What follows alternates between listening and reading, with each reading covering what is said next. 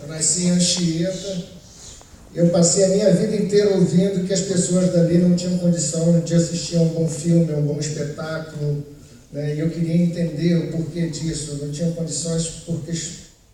Por questões econômicas ou questões intelectuais.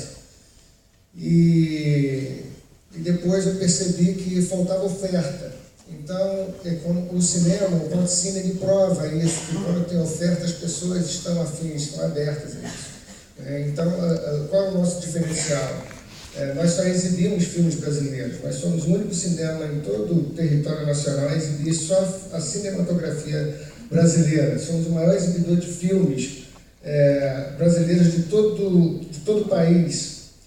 E suburbano, a gente fica o tempo todo se autoafirmando, né? A gente fica se autoafirmando que a nossa praça é melhor, a nossa esquina é mais bacana.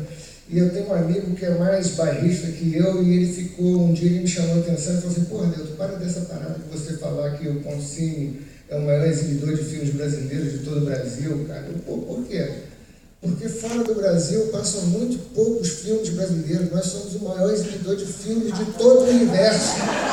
Falei, porra, bacana pra caramba, sabe? Então agora eu adotei isso. E nós temos também, pois é, pô. E nós temos também a maior plateia do cinema brasileiro. Isso numa sala de 73 pessoas, para 73 pessoas. Desde que nós inauguramos esse cinema, nós pensamos em questão de acessibilidade.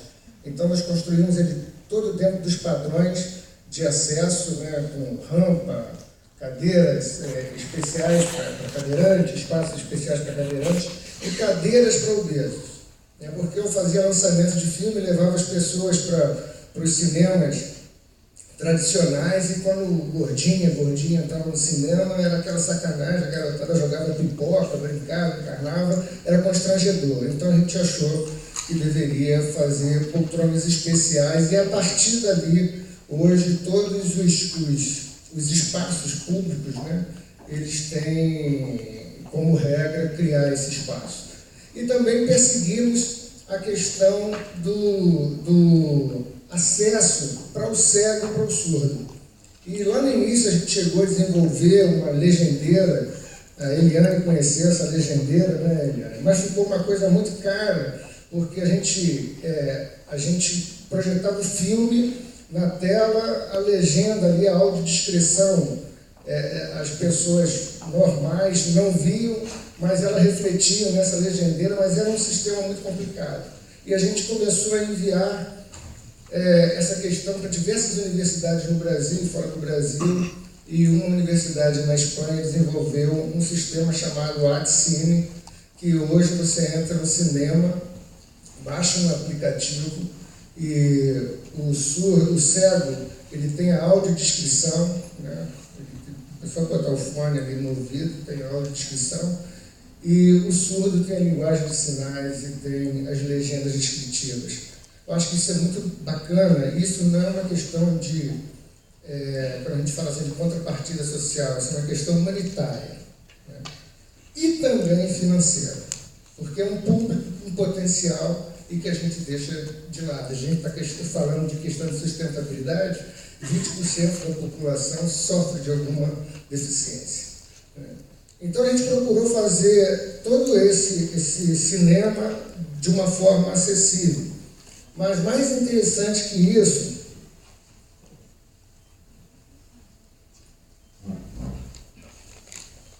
foi o seguinte: quando nós pensamos no cinema digital, nós pensamos em duas vertentes. Primeiro, eu tinha que fazer um cinema que coubesse no bolso daquelas pessoas moradoras daquele local. E no cinema digital era para ser muito barato. E foi vendido para a gente como muito barato. Por quê? O processo que encarece muito a cadeia produtiva cinematográfica é aquela da distribuição. Você distribuir, imagina quando era físico, fitas, né? Um filme tem 9 latas, 12 latas, então você tinha que transportar, e transporte é caro, e além do transporte você fazer seguro. E com o cinema digital, esse elemento físico, ele é eliminado. Então se torna bem mais barato. Era para chegar muito acessível a gente, né, quem paga ingresso ali na ponta. Mas o nosso ingresso no Brasil é o mais caro do mundo. Lá no Ponto Cine não. Lá é o mais barato da cidade. Lá nós cobramos R$ 8,00 a inteira e R$ 4,00 a meia entrada. E esse preço só mudou o ano passado, em janeiro do ano passado, porque durante esses anos todos nós ficamos com R$ 6,00 e R$ 3,00 a inteira, a meia entrada. E tivemos que mudar justamente por pressão do mercado. E isso é interessante, vou contar só uma coisa que eu costumo, sempre onde eu vou falar, eu falo esse case que eu acho fantástico para a gente, quando a gente fala de formação de público, né, de plateia. Logo no início do cinema, uma senhora foi lá e olhou para um cartaz de um filme, ficou namorando o cartaz e virou para a bilheteira e perguntou quanto que era a entrada. E a bilheteira falou, olha, é R$ 6,00 a inteira e R$ 3,00 a minha entrada. Ela, tá. Aí voltou de novo, olhou lá para o cartaz, não aguentou, virou para a bilheteira. Vem cá, mas meia entrada me dá direito só assistir até a metade do filme. Ao mesmo tempo que ser engraçado, é muito doloroso, porque essa pessoa merece cinema. Né? Agora, como ir? Como diz aquela música, né? Com que roupa que eu vou? A maioria das pessoas não sabe isso. Né? Então, nós tivemos todo um trabalho comportamental, nosso trabalho é de alfabetização do olhar e do comportamento. E, através disso, atuar diretamente nessa questão que o Quack tocou, que é a autoestima. As pessoas... você desenvolver um trabalho de ilustrar a autoestima ali daquela galera, né, e ela se empoderar, porque aquele espaço pertence a ela. Aí é o foyer do cinema, nós temos aí uma biblioteca com 1.000 títulos de livros, e as pessoas chegam lá, pegam um livro, ficam lendo até a hora da entrada do filme. Quando chega na hora da sessão, vem cá, eu já li até a 10ª página, o que eu faço com... Leva para casa, quando você terminar de ler, você devolve. Essa biblioteca vai completar 6 anos e nunca deixaram de devolver um livro.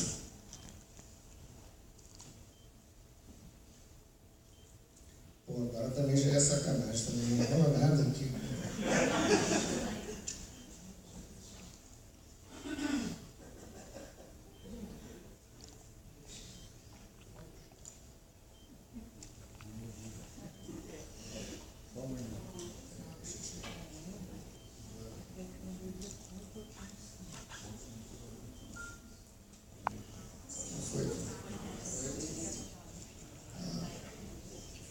Para eu passar aqui não vai. Foi.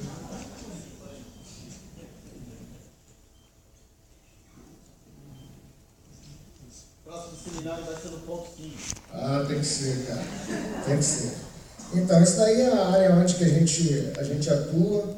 Né? O Ponto Cine ele fica numa ilha, né? Cercada por um lugar que está muito famoso hoje no Rio, que é o Chapadão. E o outro é o Muquiço e o Bobodaema. E lá o que acontece? O Ponto Cine, a gente tem 10 anos, numa área assim, de alta periculosidade violenta, né? E nós nunca sofremos nenhuma pressão, nunca aconteceu nada, muito pelo contrário. Né? O trabalho tem uma proteção muito grande daquele espaço, porque a gente não tem uma discriminação. A gente consegue colocar ali o filho da dona de casa, o filho do advogado, o filho do traficante, porque a gente acredita que ele, a partir daquele trabalho, ele vai descobrir uma outra oportunidade. E então, isso faz com que esse lugar seja assim, muito bem cuidado, né? Justamente pela questão desse pertencimento. Eu vou ter que abandonar essa passagem aqui porque não está funcionando. Então, mas nós atuamos lá com diversos projetos, não é só o cinema, não é só o ingresso que sustenta o Ponto Cine. Nós temos um projeto chamado Promoção Social do Cinema, onde a gente leva estudantes de escolas públicas e participantes de ONGs para irem assistir o filme. Esses ingressos são subsidiados, é um projeto subsidiado pela Petrobras, e é legal que a galera que se destaca nesse trabalho, nessas plateias, e é no horário comercial, porque a gente sempre fala aquele lance de formar plateia no horário especial, de manhã, onde não tem exibição. Não, a gente quer que haja mesmo uma interação, né, vertical. Então a garotada chega tocando o maior zaralho lá para assistir um filme e lá na porta a gente já fala, pô, cara, não faz barulho não faz bagunça, porque tem pessoas que pagaram o ingresso aí normalmente, vai ficar chato pra caramba para vocês, pra gente, e depois vocês não vão poder voltar. E o que acontece? Ali a bola já vai baixando, há um controle, e depois eles participam de um outro momento que é o Diálogos com o Cinema, onde de 15 em 15 dias a gente leva um diretor e um ator, um produtor, para discutir, debater com essa garotada e com os moradores ali do entorno. Isso é muito legal, porque tem gente que chega em casa e depois fala assim, poxa, hoje eu troquei o maior papo com a Patrícia Pilar, sabe? Fica íntimo, né? Nós temos também um projeto chamado Cine Literário, que é de filmes brasileiros adaptados da literatura brasileira. Nós realizamos uma mostra anual com 10 filmes, né, e a gente leva o diretor e o cineasta e o escritor para fazer um debate. Nós transformamos o cinema num estúdio de televisão e ali a gente filma aqueles 10 debates e formam 10 filmes. Num segundo momento, a gente doa bibliotecas para as escolas com um acervo de 50 títulos de livros e 50 títulos de filmes adaptados desses livros, eles são duplicados, 100 em 100, mais um catálogo com temas transversais, um televisor de 47 polegadas e um Blu-ray, além de oficinas. A gente trabalha muito... Tem uma água aí? A gente trabalha... Opa, tem aqui.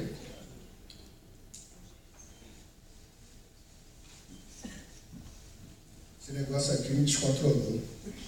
Aí secou a boca. Bom, a gente trabalha... Tá legal. A gente trabalha com essas escolas... Não, beleza. A gente trabalha com essas escolas em oficinas com os professores e os alunos, né? A gente quer formar o quê? Antes a gente falava assim, não, a gente quer trabalhar os protagonistas.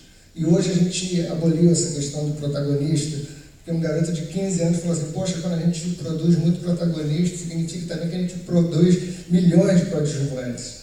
Então a gente buscou que a gente tem que trabalhar o sujeito, o significado de vidas, né? E essa garotada tem uma potência muito grande. E os professores são fantásticos, eles são os grandes parceiros. Mas a gente também tem que sempre cuidar daquilo assim, olha, quando você passar um livro ou passar um filme, para não correr o risco de, olha, vamos fazer uma ação, ou vamos fazer um trabalho sobre isso daí. Não é isso, isso é jogar contra a literatura, é jogar contra o cinema. Então a gente fica trabalhando o tempo todo a questão da análise do filme, da crítica, de aproximar aquilo dali da garotada. Então eles fazem as leituras, né, ali, os filmes estão passados, e depois a gente tem uma tradução de roteiro. E a tradução de roteiro é uma coisa fantástica, porque você dá oportunidade para eles recriarem aquilo. Tem uma cena muito clássica, né, de um filme, essa cena dura uma sequência de 4 minutos e 47 segundos, onde um casal está discutindo uma relação, e eles se abraçam, choram, brigam, daqui a pouco se abraçam, choram, brigam, aquela coisa toda, e no final eles se separam. E dois meninos, uma menina e um menino de 14 anos, fizeram a tradução dessa sequência. E a tradução foi o seguinte, a mulher era chata pra caramba, o cara meteu o pé. Então, isso é a linguagem deles, e botar isso da forma, né, de ver deles, é o que a gente está buscando, E a gente tem descoberto também, é muito legal, e a gente tem descoberto também, a gente chega nessas escolas e a gente sempre pergunta se lá tem bibliotecas, e sempre tem, mas a gente vai ver que não tem um amontoado de livros, não são sistematizados. Então a gente teve a necessidade de contratar uma bibliotecária documentista para, através do nosso acervo, trabalhar uma questão de sistematizar o acervo dessas escolas, dessas bibliotecas. Então é um projeto assim que tem um desdobramento muito bacana. E o outro é o Oficines. O Oficines é um projeto sobre toda a cadeia produtiva cinematográfica, onde a gente trabalha desde a produção, passando pela distribuição e exibição. Nós trabalhamos em 33 cidades do interior do Rio de Janeiro. E nessas 33 cidades, em 33 escolas, a gente queria só que ali acontecessem núcleos de exibição e fossem colocados telas, duas caixinhas de som, e a gente abasteceria com os conteúdos. Só que é o seguinte, esses caras vieram aqui para o Rio, participaram com a gente lá no Ponto Cine, das oficinas, com Ana Azevedo, Cacá Dieg, Rafael Dragô, aí fomos lá para o Projac, vamos CTAV. Chegou uma hora que eles não queriam mais isso, eles queriam salas de cinemas dentro das escolas, mas dentro da realidade deles. Então tinha gente que não tinha grana e pintou toda a parede de preto, cadeira de preto e fez a salinha deles. Mas teve uma escola que fez acústica, fez uma coisa maravilhosa e nos chamou lá para ver como ficou. E quando eu entrei nessa sala de exibição que eles fizeram, foi muito engraçado, porque tinha aquelas luzes negras no alto, parecia um inferninho, sabe? Eu fiquei... Dei um sorriso e a professora, eu já vou te chamar aí, quem é o engenheiro que fez essa parada? Olha, gente, vem um garoto de 13 anos, e aí eu perguntei, ela falou, pô, por que você fez isso? Fala para ele. Não, porque a gente começou a fazer toda essa reforma aí, mas não deu para fazer o rebaixamento com gesso porque não tinha dinheiro. E aí, por cima, eu passei todos os cabos. Então ficaria chato pra caramba entrar na sala toda bonita e ficar vendo aquela fiação por cima. Isso daí esconde. Poxa, esse garoto é altamente criativo, né? É muito legal. Então a gente tem descoberto isso com o Ponto Cine, né, nessa aventura, porque às vezes eu falo, lá a gente gerou diretamente 22 empregos. 22 empregos, e quando a gente está com todos esses projetos durante 8 meses no ano, a gente contrata mais 152 pessoas. É muita gente trabalhando. Então, às vezes, a realidade em Guadalupe parece mais ficção do que a própria ficção. Porque você sobreviver de cinema num lugar onde as pessoas, onde eu nasci, falavam que não era possível, acho que é uma coisa muito para se pensar e para a gente questionar aqui, para a gente debater. E lembrando também, só para encerrar, que o Ponto Cine é a única sala de cinema na América Latina a possuir um selo de carbono free. Nós somos, a gente, com a questão do cinema digital, com a conceituação que a gente deu, nós temos um inventário que foi feito a partir do 2º ano da nossa sala, e o pouco carbono que a gente queima, a gente transfere em plantação de mudas de árvores da Mata Atlântica. E hoje nós já plantamos cerca de 18 mil mudas numa área de aproximadamente 27 campos de futebol. É uma mini floresta, uma sala de 73 lugares.